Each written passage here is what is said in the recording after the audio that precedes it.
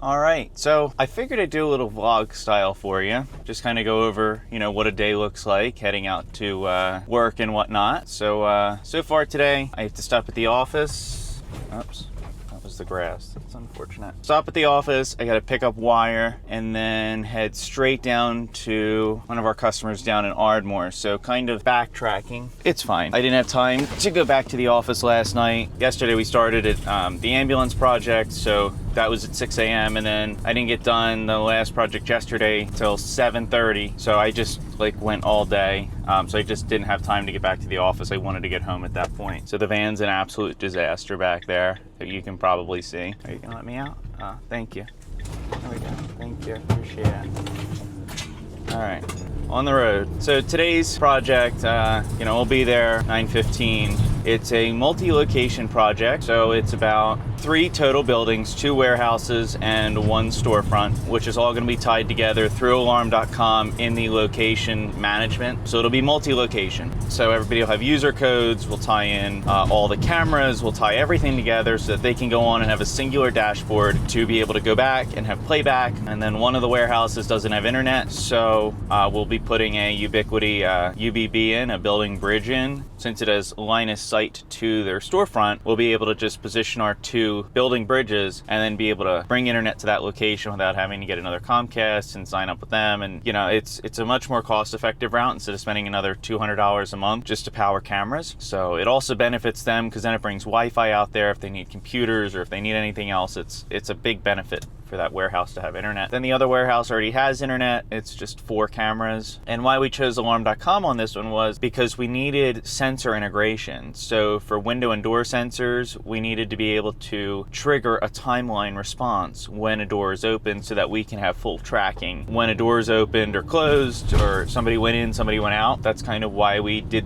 the alarm.com method, which is great because alarm.com makes dashboards so easy for a customer, especially when they have security systems and cameras and whatever else they may want to expand onto the platform to, whether it's fleet or anything like that. So there's a lot of benefits to it compared to a regular security system or a regular camera system. And we install a lot of regular cameras, and they all say that they have AI and they all say that. And truthfully, it just makes it just really hard, I think, because you still scrub through so much footage. We needed, door opens, I want it on the timeline, that's alarm.com. Sorry, the ladder's it sounds like the whole back of the truck is just open. Those little giants make so much noise for some reason. So the office is in about 10 minutes away, and then take all the stuff out of the van from yesterday, and then get back down to Ardmore, which is about 25 minutes away, so not bad. Roughly, I think we'll pull about 4,000 to 6,000 feet of wire on this project. We got all of our Windy City wire ready, so we are ready for our fish and pools. And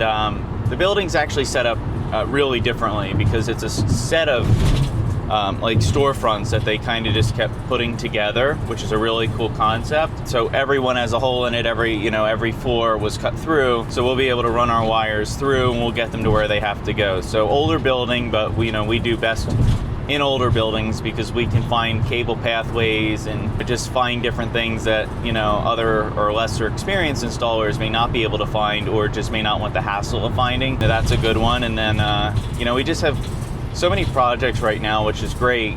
It's just trying to stay on top of all of them. We have a Savant project in the Poconos that we have to, jump on, and we're finally getting ready for that one. So you saw that video. That was actually one of our first videos. So we have that project. We have a lot of camera projects right now in the works. We have another Savant project in the works. So we really, I think 8 or so projects going on at one time continuously. So it's just trying to get all of them done and all of them set. And your skill sets are varying all day, every day. Yesterday it went from installing, an access control system, so cutting into the brick, putting in your box, running Ethernet, tying it in, bringing the old wires out of the old system, and just tying all that together. And then you go from that to installing distributed audio from Savant. So it's a totally different programming method. It's a totally different way of how it's done, and how we're wiring and how I'm taking everything apart and taking all the old equipment out. So it's like you're bouncing around, and that's what a lot of our projects are right now. Today is camera, and tomorrow is going to be cameras, and Thursday is going to be cameras. Friday we have a couple meetings actually to get to.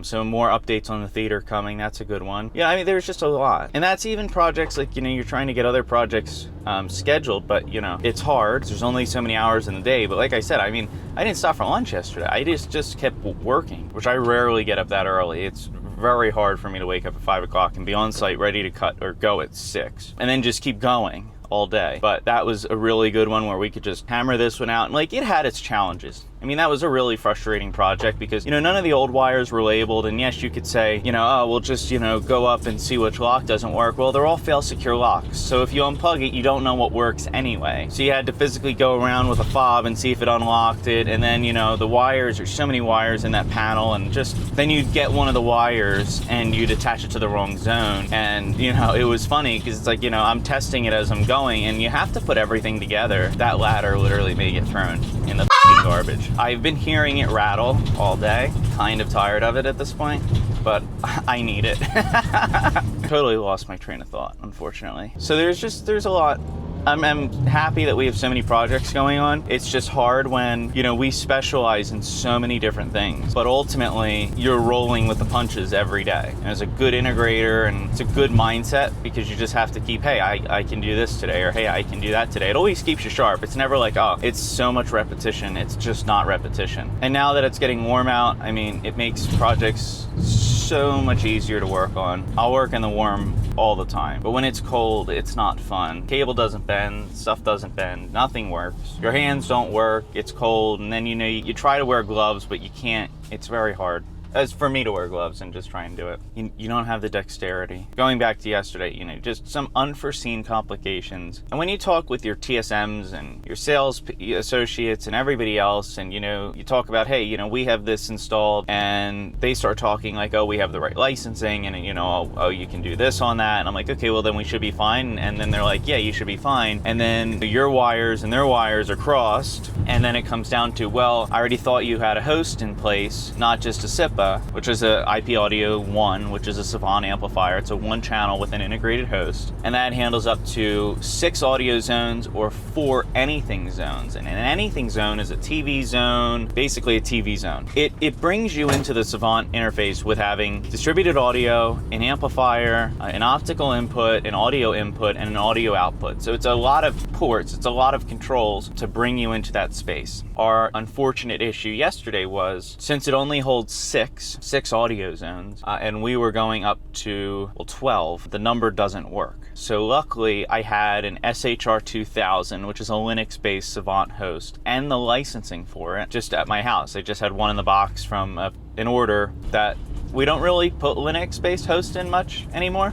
We try to go all Mac because the cost difference is not ridiculous. So, it came down to, oh, well, you push the config file thinking everything's gonna work, and unfortunately, it just wasn't the case that was actually gonna work. So then I got the SHR 2000, we scrubbed the other host clean and put that into subordinate mode. And then as soon as we took it out, we had to flash it again because it didn't like the file that was on it, which is fine. Converted it to subordinate, got it back to normal, factory defaulted it, rebooted it, upgraded it, did everything we needed to do to it, put the SHR 2000 in, pushed the config file to the SHR 2000, and then after that, we were off to the races. We can have up to 16 zones of audio now. We're at 11 or 12 zones of audio. So we're fine. We have some room for expansion, not that we're gonna need it, but hey, we got a couple extra spaces if they do a renovation or want speakers somewhere else, or even want just another output. So a lot of configuration is now available since we have a host. So more lighting controls. That house has I think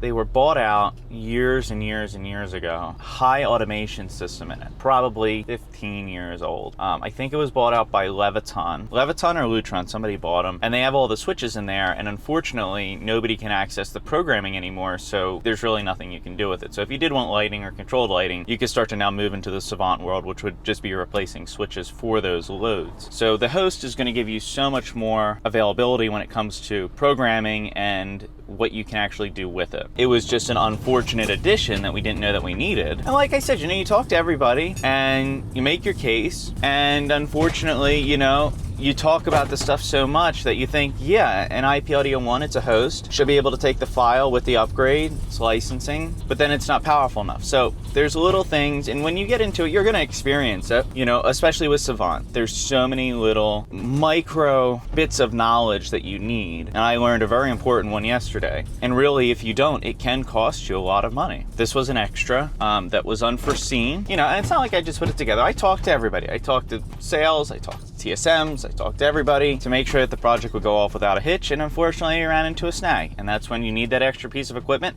and thankfully I had it and I was able to get the system up and running. So it also says something for having things as stock, just having a couple components of stock, because you don't know when you're going to need it. So that was my little talking session for today. I hope you enjoyed it. If not, it's okay. But, you know, it's just like talking about these things I think is really good because, you know, you can see all the installation, you can see everything, but there's so much to the back end that you just don't see. So yeah, so hope you like this vlog session.